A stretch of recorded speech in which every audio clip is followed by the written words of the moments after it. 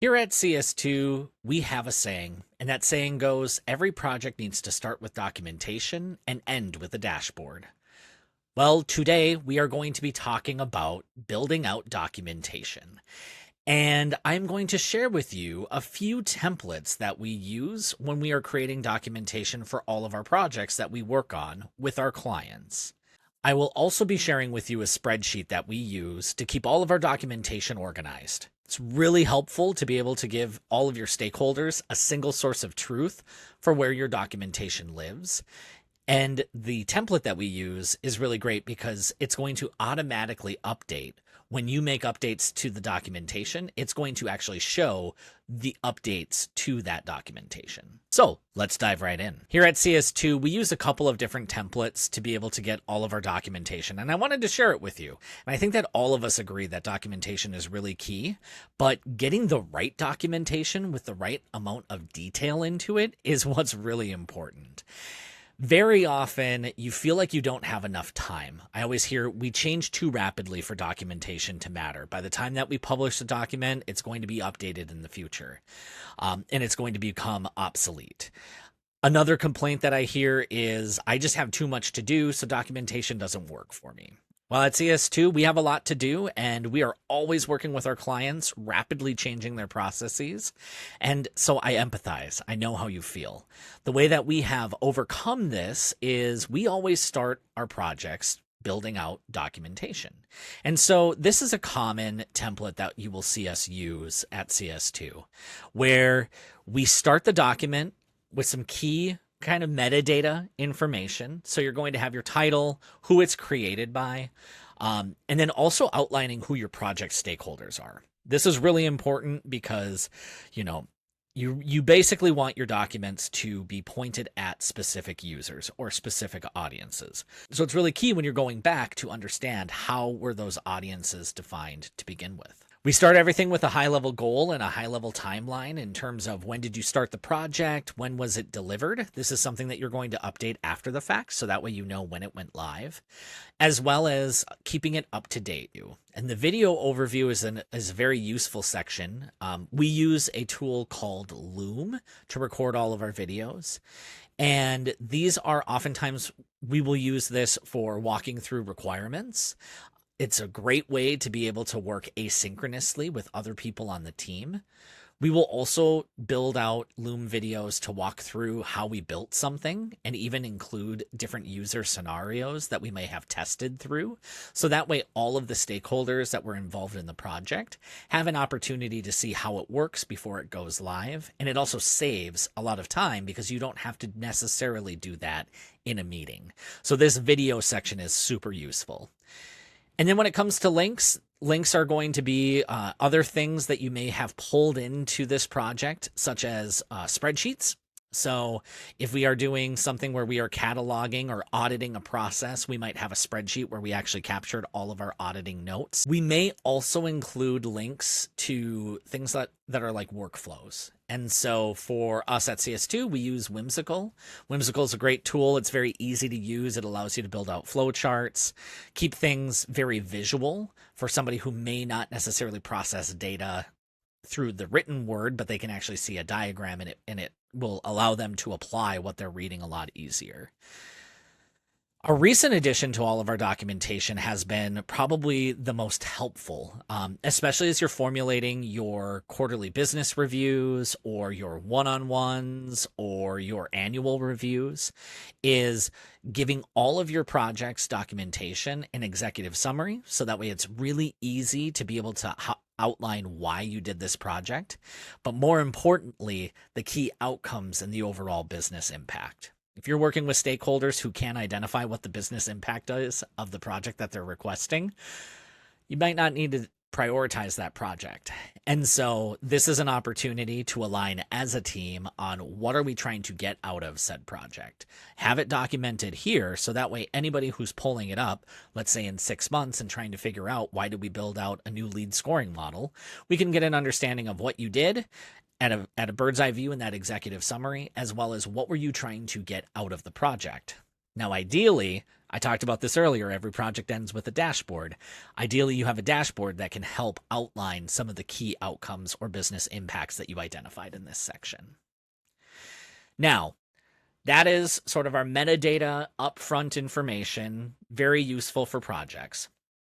Our template is broken out into a few different sections. And so those sections are discovery. And discovery is going to be all of your requirements gathering, all of the work that has to take place before you can start your build. I love to do discovery work in a multitude of ways, right? That might start with a presentation where you're trying to get alignment across a project and across multiple stakeholders. So a presentation is a better way to go about doing that. Simply link that in this document so that way it's all pulled together. This might also just be written out documentation. And so this is where you're going to be keeping your notes of what are we trying to get out of the project? What are some of the specific needs that the business has? That's all going to be captured here in this discovery section. And so, like every good MOPS person, I've brought in some requirements and context for a very relatable project, one that we do multiple times a week if you, in fact, enjoy a good sandwich. And so what we're going to do today is we are going to create some documentation in real time around how you might build this out. And we are using the example of creating a sandwich. So you can see here requirements and context. That is both super useful. Understanding why we did something is just as important of understanding what we need out of this. And so here we might have the ingredients and the tools and equipment that we might need, as well as the context of why we're making this sandwich or why we are doing this product. The next section that we always document is build. And so it's really important here that if you are either doing the build or you are partnering with people who do the build, that they will actually go in and keep this document up to date. What are the flows that they're building out? What are the different smart campaigns? Maybe if you're working in Marketo, or workflows if you're working in HubSpot. If you have a Salesforce team, what are the fields that are being created? All of those technical details are going to get included in the build section. Very useful, especially if you are later coming in to figure out how something works or how something was supposed to work. The idea is that you have this build section to do so. So what we're going to do, we're going to build that sandwich, and that sandwich takes multiple steps to do so. And so what we can see here is a step-by-step guide into building said sandwich. Something else that I really like to include here is screenshots. And so if I'm doing that, sometimes what I'll do is I'll actually like create a table. And then so on the left side is all of the steps that I did to build. And then on the right side is maybe a screenshot of what I built, along with a link to it in the sandbox or in a in the live production environment. As much detail as you can get into this section, the better. And you can use this build section to make sure that you have all of your steps that you are going to need to test. And so that is the next part of all of our documentation that we create is what were the steps that we took, or what were the scenarios that we took in testing. Sometimes what we will do is we will actually link out here to a spreadsheet. And in that spreadsheet, we might have a column for the scenario or the user story that we are trying to test for. We will include the expected result as well as the actual result, and then any notes that might be taking place. We find that that's really effective and really useful to make sure that what you are anticipating in your build is in fact solving the problems that you identified with your business stakeholders. Test scenarios are oftentimes going to be created from the discovery section. If you are doing things like user stories, which you might do in agile development, you are going to get very specific user acceptance criteria that you want to make sure that you're documenting in this discovery section, that you are then pulling together in your test scenarios to make sure that it has indeed passed the tests that you need to go through. And then a step that we find really helpful is the step called deployment steps. What the deployment steps are, as you're building out, you might be thinking in your head, okay, when I deploy, I'm going to have to modify this existing workflow or turn off a different piece of automation, or maybe I'm going to need to deprecate some fields that are no longer in use. If you're not documenting that as you go, I guarantee you're going to miss some steps during the deployment. And it is so helpful to have a single list that you can always depend on, that you were creating as you did the project, and you're not trying to think about it on the fly as you are living with the pressure of deploying a new project. And so deployment section is one that is really key. So here for our sandwich, right? We've tested it. It's indeed a sandwich, and it has indeed passed our tests. So we are ready to now deploy. And so in this case, we might need to package it up. We might need to label it. We might need to get it delivered, and we might need to get some feedback on that sandwich to see, did it indeed do what it needed to do? A realistic scenario that I might have for a marketing or sales operations project is we are going to turn on this workflow that we had in the sandbox, right? Or we are going to deploy the change set from the sandbox into the production environment. And then we're going to do some manual steps that need to take place only in production. Or in the case of a marketing automation platform that you may not have a change set, oftentimes what I will be documenting is, here's my cloned version that I've created and have tested through. I'm going to now activate that new program. I'm going to deactivate the old program, and I'm going to archive it. Very, very helpful to get this documented. Bonus is if you are in a scenario where you have teammates who can help with deployment, while you're building it out, you're documenting. And if something were to come up and you can't make it to that deployment, maybe there's an emergency, maybe you don't make it to work that day because you're really sick. Both of these things have recently happened to me.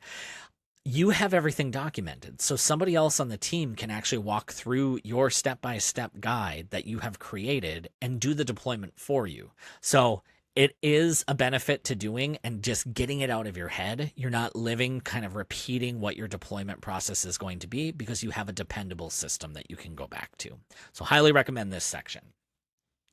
Now, I didn't wait until the end of the project to build out and only wait until after the sandwich was made in this example and delivered to the client in this example. I didn't go back and then be like, what conversations did I have around discovery? Or why did I do this project?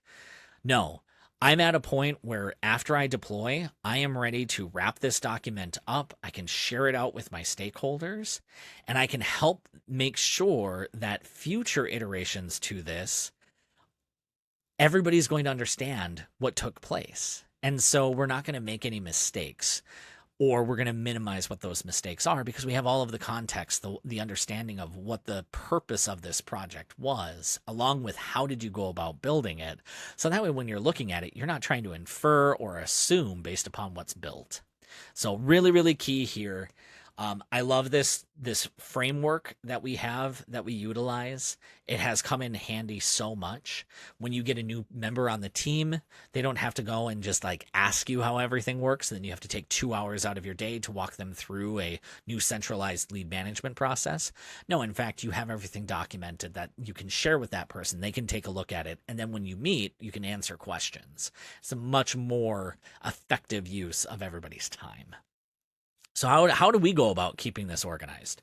Well, it's a simple spreadsheet, but if you are a Google Drive, Google Sheets, Google Docs user, recently Google made an update that I think is really, really cool.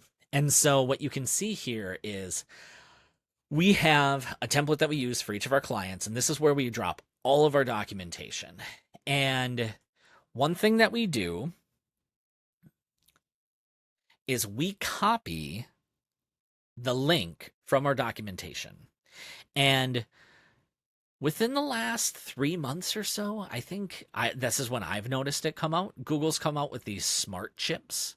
And when it comes to files, if I hit tab here, it actually breaks down and gives me a link to the document. You get a little visual icon that it's a doc. And then over here, what you can see is that they have this new capability called verify data. And so if I hit Command Enter, or if I hit this check mark here, what we're going to see is some pretty cool stuff happen. All of a sudden, I automatically get my created by, who created the document. I get the last updated date. I also get who last updated the document. I also get the document's title.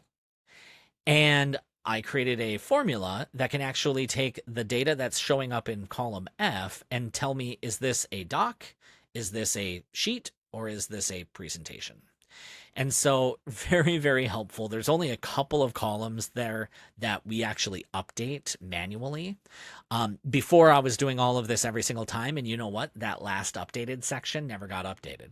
And so if you went out into the spreadsheet, you started looking around, you're going to notice that last updated is in itself out of date, so you can't even really rely on that information.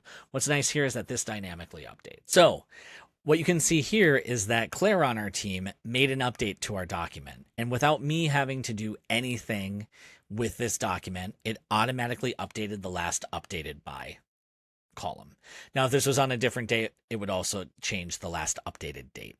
So super helpful. You now have a central place for all of your documentation to live, and all of that documentation is going to be kept up to date dynamically, so that every time that you make a change to it, you don't have to worry about, do I need to now go and update a spreadsheet somewhere just to make sure that everybody knows that I made a change to it. A couple of different areas that I also like to add to this. You can see here category. This is not dynamic, but when you have a bunch of different documents that all relate to the same project, it's helpful to be able to categorize those. In our case, oftentimes it'll be, here's 5 things to do with lead sourcing, or 4 documents about lead scoring, or life cycle management, funnel management. We have, 4 different things. You can categorize all of those and then keep your stuff organized that way. Last but not least, we talk about status. If projects are in progress, your documentation is also in progress. And so we would identify that there. Finalized and archived are also super useful. You know that if you have a finalized doc, you can depend on the information that exists there.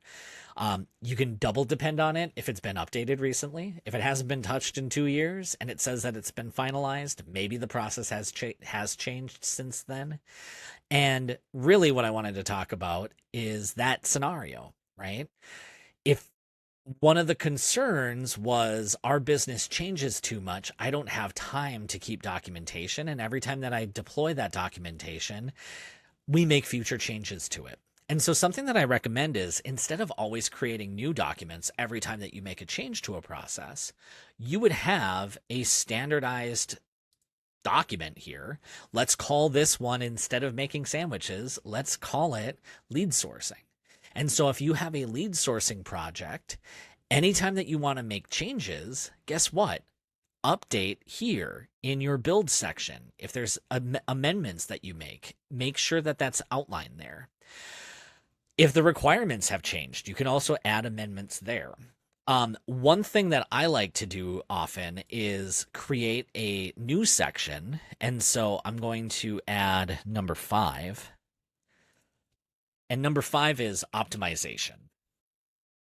So optimization is really useful because now I can say, on a specific date that I am working, we made the following updates to improve the taste and texture of the sandwich. Or in your case, maybe we made a change to our process to improve speed to lead. And instead of doing it this way, we updated it to do it that way. So today we talked a lot about project documentation and keeping that organized.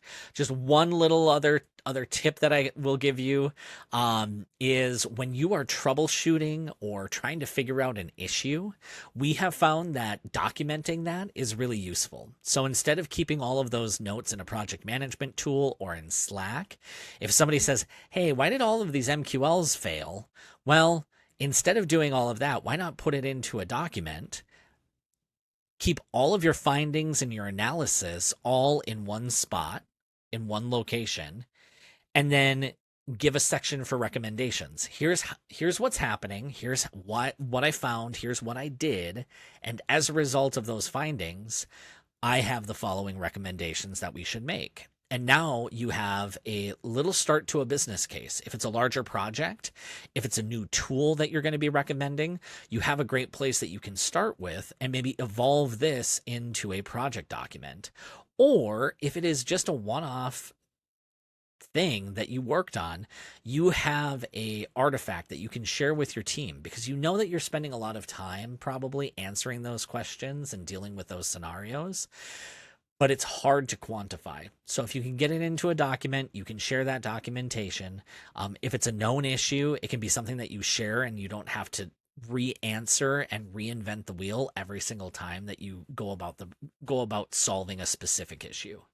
So we use this a lot. Obviously, as an agency, we want to make sure that we're being as transparent with our clients as possible, so that way they understand, what we did and what we're going to recommend out of that.